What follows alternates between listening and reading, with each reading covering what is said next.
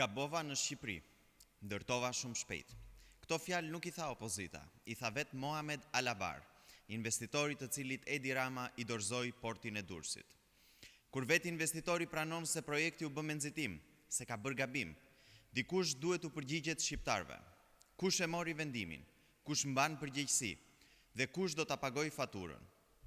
Kush përgjigjet për vendin që mbeti pa portin e vet kryesor?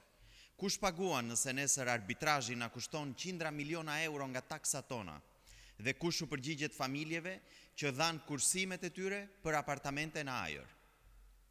Në vitin 2021, porti i Durrësit, pika kryesore e tregtisë së jashtme të Shqipërisë dhe një aset strategjik për një vend antar të NATO-s, priste investime nga Bashkimi Evropian për modernizimin e tij.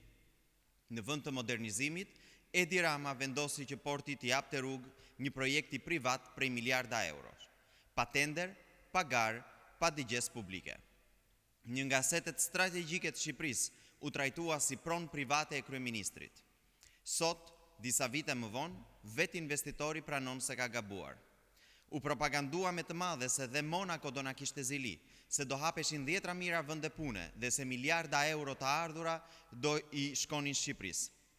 Ndërkohë situata sot është dramatike.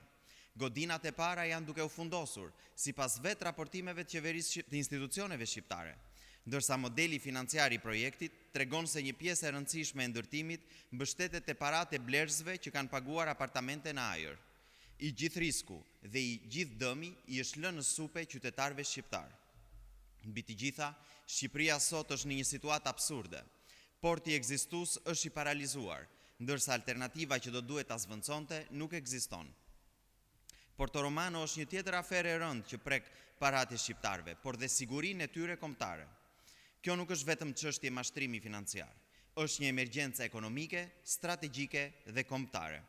Partia Demokratike ka kërkuar vazhdimisht transparencë, hetim dhe publikimin e plot të kontratës me grupin Alabar, përfshirë klauzolat e arbitrazhit, afatet dhe detyrimet e shtetit shqiptar. Ne i bëjmë thirrje edhe një herë SPAK, që të nisë hetimet me njëherë për aferën më të madhe të ndodhur në vitet e fundit, dhe të përgjigjet thirrjeve të qytetarëve shqiptar për të vepruar kundër korrupsionit dhe shitjes së interesave kombëtare. Nuk mund të ketë heshtje kur një aset strategjik kombëtar jepet pa garë, kur vendi mbetet pa port dhe kur qytetarët përballen me faturën e kripur të vendimeve antikombëtare të kësaj qeverie. Kjo çështje do duhet të hetohet deri në fund dhe përgjegjësit duhet të japin llogari. Sot përballë çdo shqiptari janë dy vizione shumë të qarta dhe diametralisht të kundërta për vendin tonë. Nga njëra anë është betoni, klientelizmi, vjedhjet, shpopullimi dhe trajtimi i Shqipërisë si një pronë private e kryeministrit. Nga ana tjetër është vizioni ynë, bindja jonë për Shqipërinë, Shqipërinë prodhuese të punës, të inovacionit, të meritokracisë.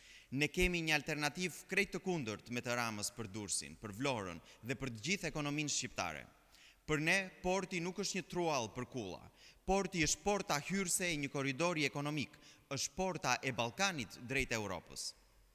Vizioni ynë është Interporti, porte moderne të lidhura drejt për drejt me Ekurudh dhe rrugë me Tiranën, me Kosovën, me Maqedoninë e Veriut, me korridorin e 8, me terminale kontenerësh, me zona industriale dhe logjistike, dogana të digitalizuara dhe lidhje të drejt për drejta me tregjet europiane.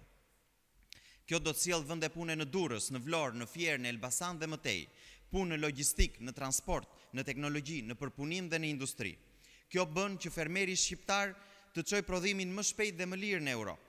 Kjo bën që sipërmarrësi shqiptar të mos mbytet nga kostot e transportit dhe të burokracisë. Prodhimi shqiptar nuk do të ngecë në magazina, por do të dalë në tregjet europiane. Dhe kjo është Shqipëria prodhuese.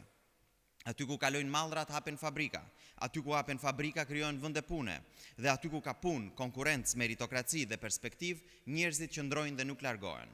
Ky është ndryshimi mes dy modeleve. Ata shohin beton, ne shohim punë, prodhim, eksport dhe sovranitet ekonomik. Ata shohin klientelizëm, ne shohim qytetar, familje, fermer dhe sipërmarrës. Ata e shohin portin e Durrësit si truall për kulla, për ne porti është ekonomia e një kombi. Porti i Durrësit nuk i përket asnjë kryeministri dhe asnjë investitori. Ai u përket qytetarëve shqiptar dhe ne të gjithë bashkë do u akthejmë atyre. Faleminderit.